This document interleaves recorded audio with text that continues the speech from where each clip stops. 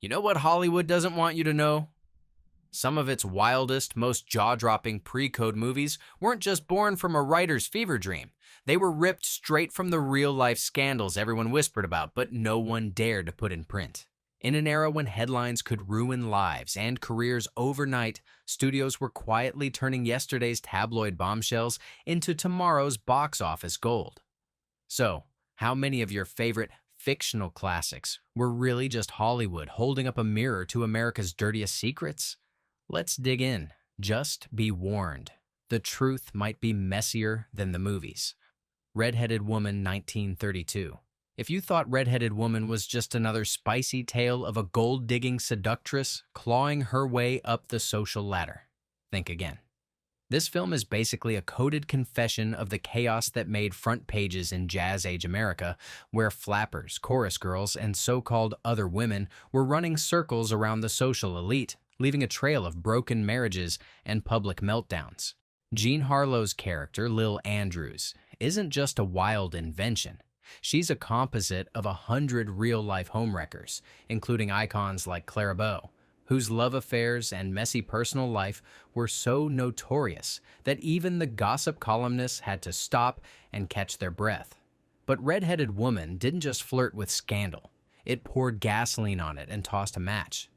The plot follows Lil as she seduces her married boss, busts up his marriage, and then moves from one conquest to another, treating social norms like a speed bump.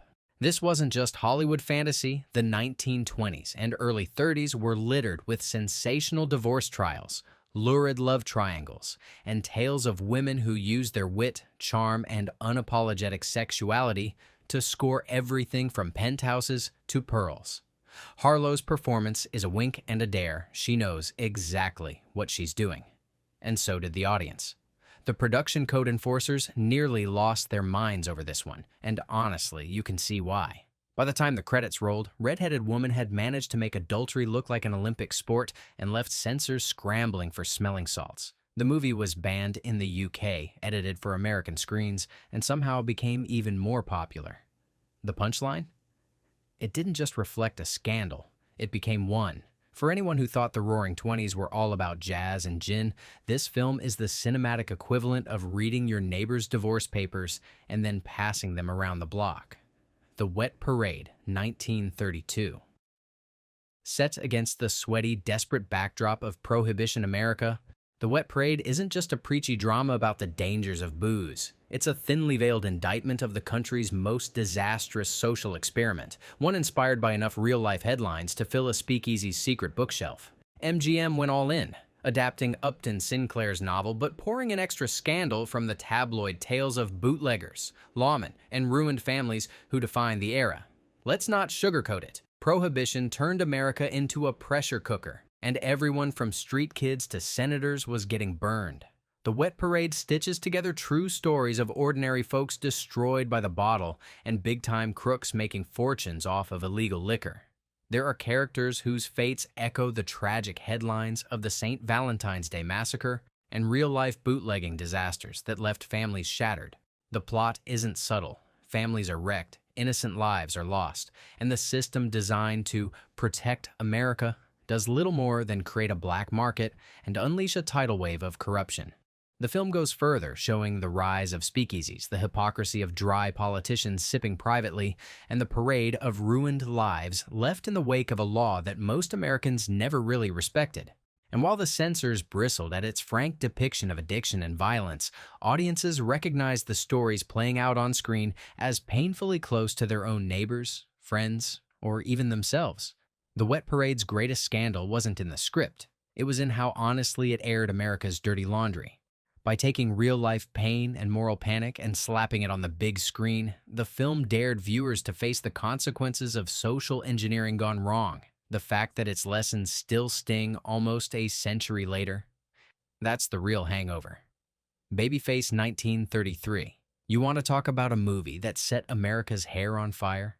Babyface didn't just push the envelope, it ripped it up and tossed the pieces out a 20th-story window. Barbara Stanwyck's Lily Powers is infamous for sleeping her way to the top, but what most viewers didn't know then is just how close her story came to reality. The film drew clear scandalous inspiration from notorious women like Evelyn Nesbit, the original It Girl, whose tabloid-worthy liaisons and spectacular rise from poverty to high society had already shocked the nation. Let's set the stage. Early 1930 America was deep in the Great Depression, and the myth of bootstrapping was paper-thin. Lily, stuck in a dead-end town, watches her father exploit her for years. When he's finally out of the picture, she heads to New York, weaponizes her beauty, and proceeds to climb the corporate ladder, leaving a trail of ruined men in her wake. Sound like fiction? Hardly. Real stories of desperate women leveraging what little power they had to survive and thrive filled the gossip pages and whispered conversations in speakeasies across the country. Studio execs didn't just stumble onto this premise, they were mining contemporary scandal for gold. The audacity of Babyface, its unflinching, unapologetic depiction of female ambition and moral grayness, echoed headlines about young women who refused to apologize for wanting more. Lily isn't punished or made an example of. She simply wins, and audiences were equal parts scandalized and captivated. Censors famously went berserk. The original cut was so controversial it was heavily edited, and the restored version wasn't seen for decades. But here's the twist. Instead of killing the film's message, the outrage only amplified it.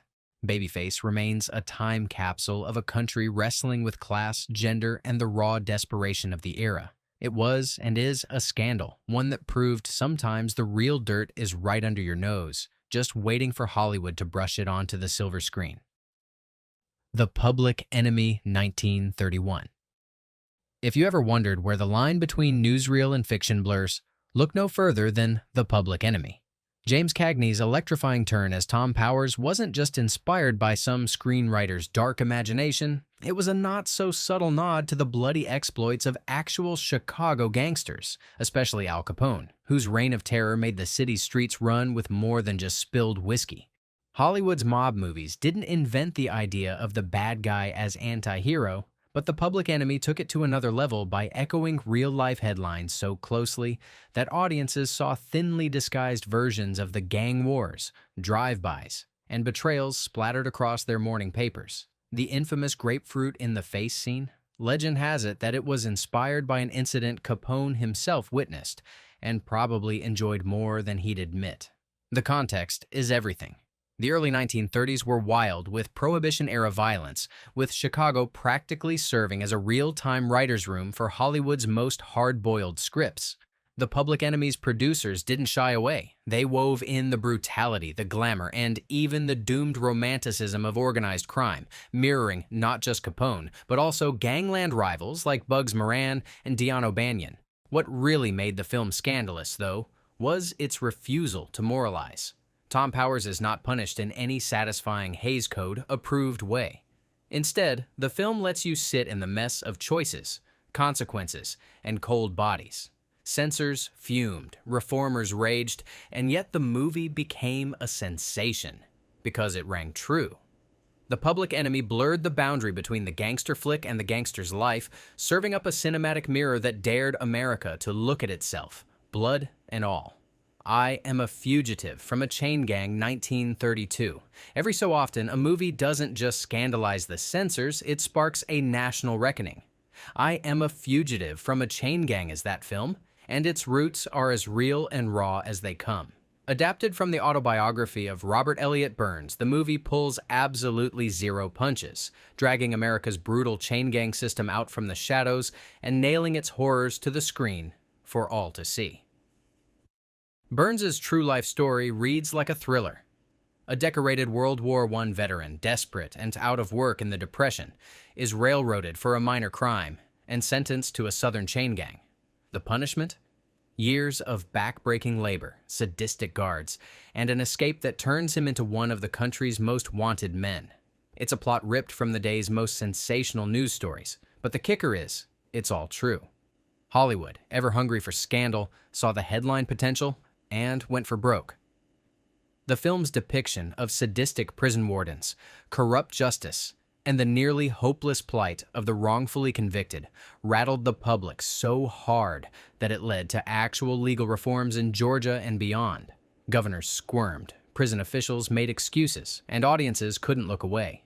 The film's power lies in its unflinching gaze. There's no attempt to sugarcoat the suffering or offer up easy redemption. Instead, I am a fugitive from a chain gang delivers a gut punch. Sometimes the system isn't just broken, it's rigged, and no amount of Hollywood glamour can hide the scars. This was a movie that forced America to ask itself, what kind of justice is this? And for once, the answer was too ugly to ignore. Call Her Savage, 1932. Imagine a movie so chaotic, so feverishly wild, that even by today's standards it would make the tabloids blush. That's Call Her Savage, a film that doesn't just flirt with scandal, it practically starts a long-term relationship. Clara Bow's comeback vehicle is a thinly veiled exposé, channeling both her own real-life reputation as Hollywood's original wild child and the true tales of jazz-age women who crashed through every social barrier with a martini in one hand and a lover on each arm. The plot? Bow's character, Nasa Springer, ricochets through a minefield of family secrets, broken relationships, and public humiliations that sound suspiciously like the headlines that dogged Bow for years. In real life, Clara was no stranger to courtrooms, custody battles, or whispered rumors about her sexual freedom. Her lawsuits, love affairs, and public breakdowns fed the press for years. So, when Call Her Savage threw NASA into the same cocktail of scandal, audiences knew exactly what Hollywood was referencing, even if the censors pretended not to. What makes the film truly outrageous is how shamelessly it riffs on reality. Illicit affairs, illegitimate children, drunken brawls, and a final revelation about bad blood that doubles as a sly nod to eugenics debates and family secrets that filled gossip columns. The movie doesn't just mimic the real-life troubles of starlets like Bow, it actively dares you to see the connections. Studio heads used her infamy as free publicity, knowing viewers would pay just to see what Clara did next, on screen or off. The result? A movie that became a scandal in itself, prompting protests, edits, and bans, but raking in cash. Call Her Savage blurred the lines between fiction and the gritty reality of Hollywood's most notorious women, leaving no doubt. Sometimes the truth is even more unhinged than what's up on the screen. The Divorcee, 1930. When The Divorcee hit theaters, it didn't just break the rules, it rewrote them. Norma Shearer's portrayal of Jerry, a woman who refuses to be shamed for walking away from her cheating husband and finding her own happiness, was not just radical fiction. This film drew heavy inspiration from the sensationalized divorces of Hollywood and high society, which were splashed across newspapers in the late 1920s. Think Gloria Swanson, Mary Pickford, and other screen queens whose marital drama played out in the public eye.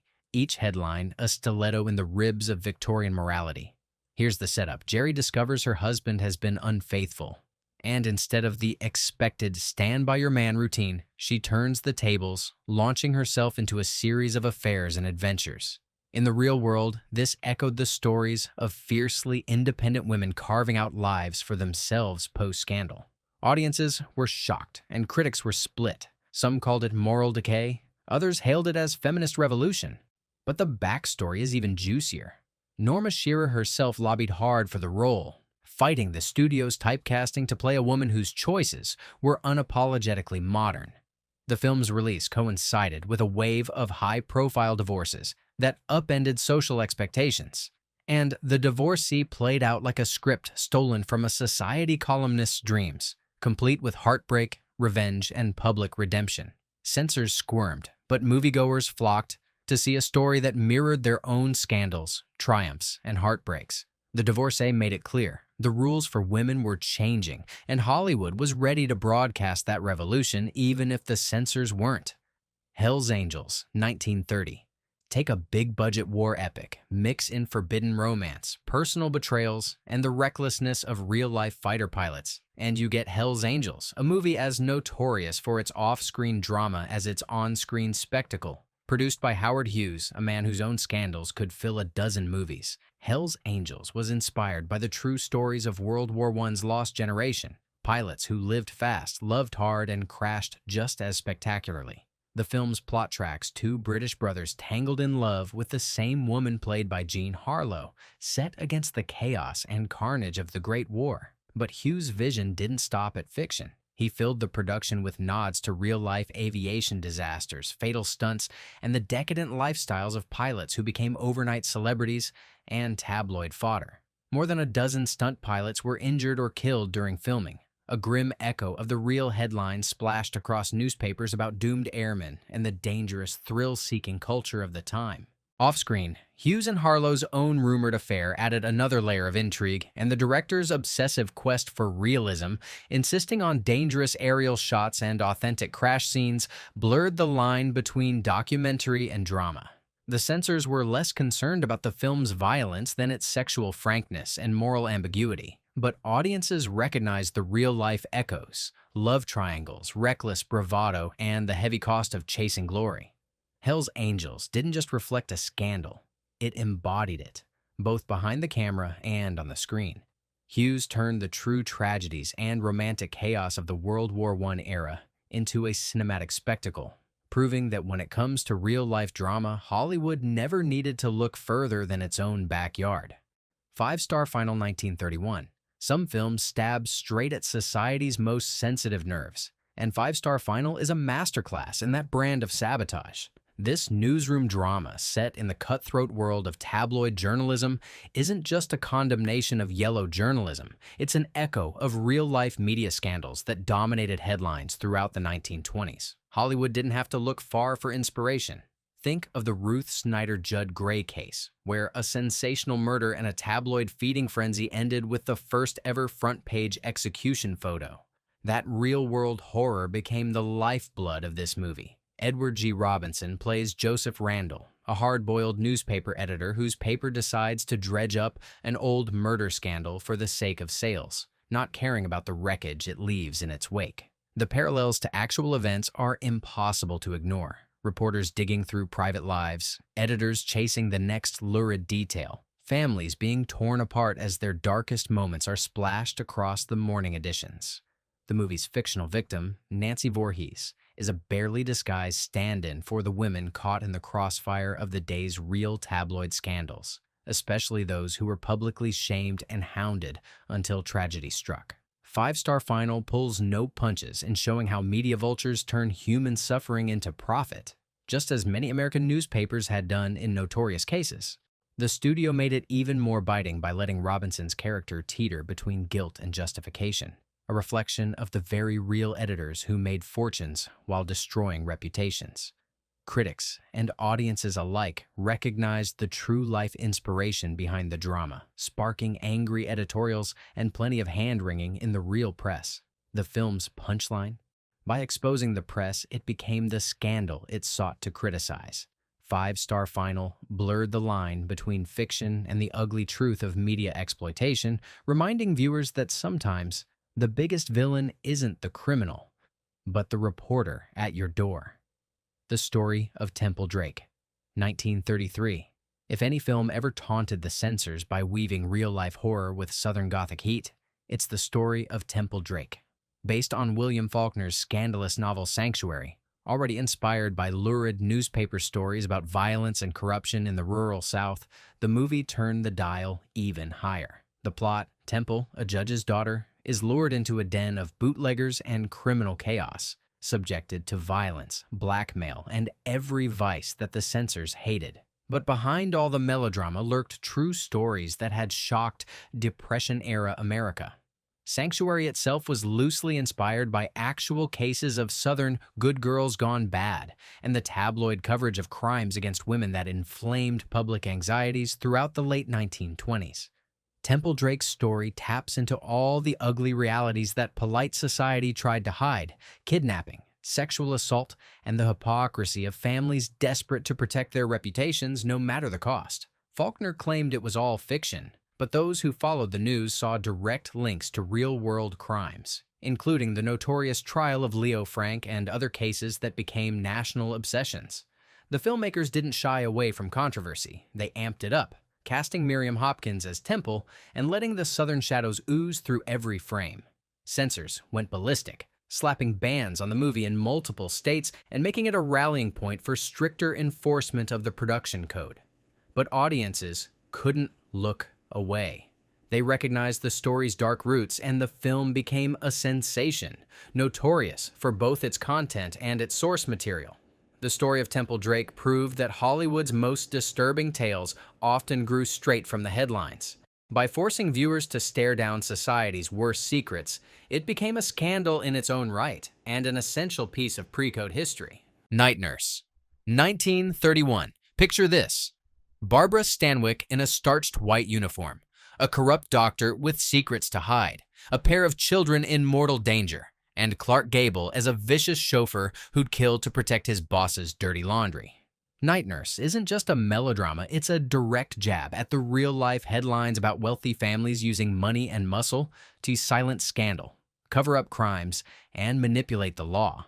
Hollywood didn't pull this story out of thin air. In the early 30s, the news was crawling with reports of rich socialites evading justice, suspicious deaths in mansions, and high-profile child custody battles that ended in tragedy.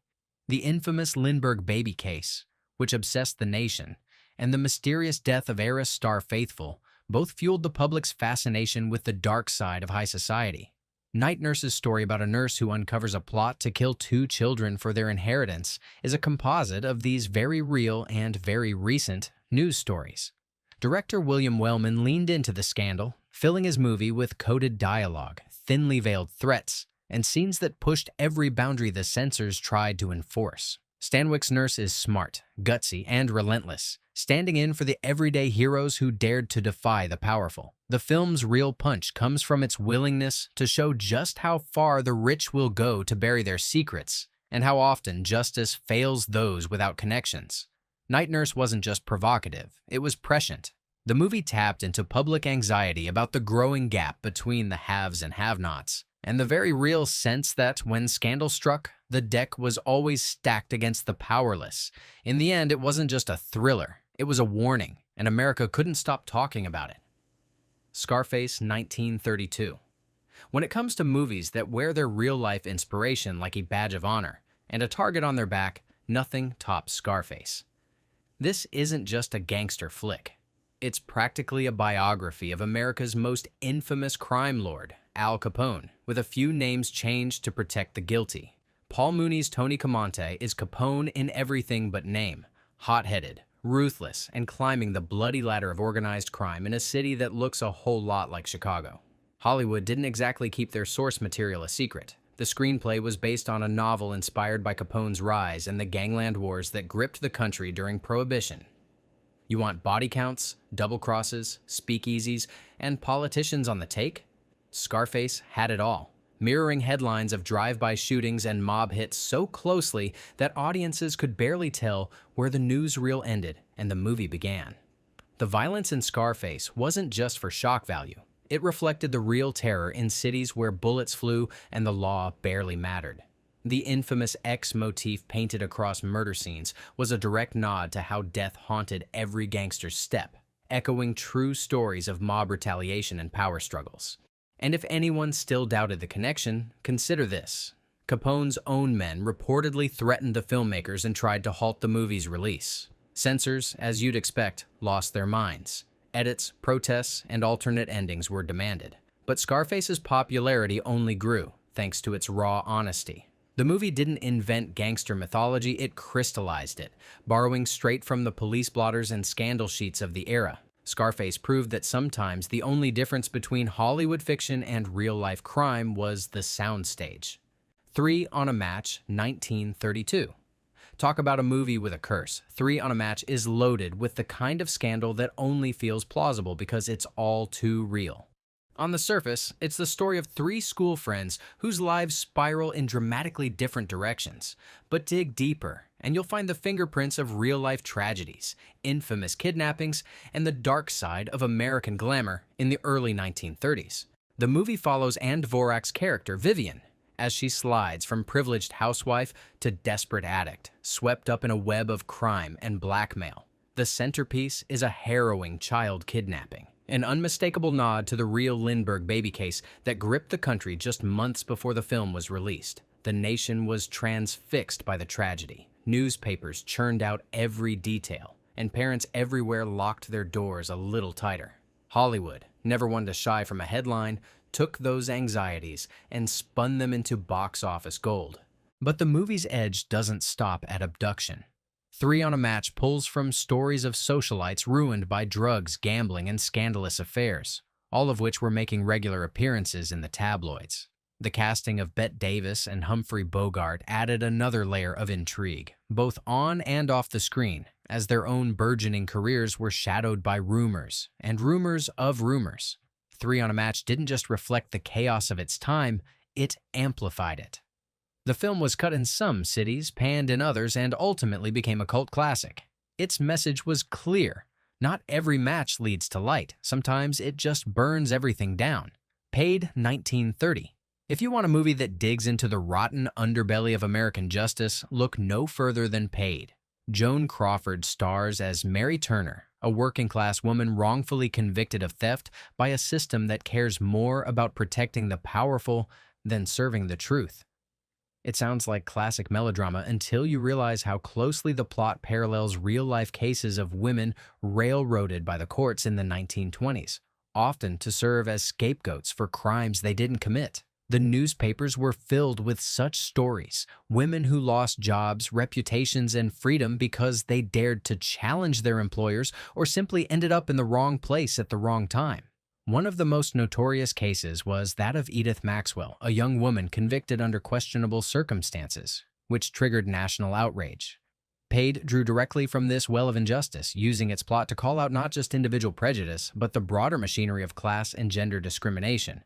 Crawford's Mary doesn't just accept her fate, she fights back, learning the tricks of the underworld and planning her revenge. In real life, too, many women emerged from prison determined to clear their names or expose the system, making Paid feel less like a fantasy and more like a call to arms. The censors tried to blunt the movie's impact, but audiences saw through it, recognizing their own struggles and injustices mirrored on the screen.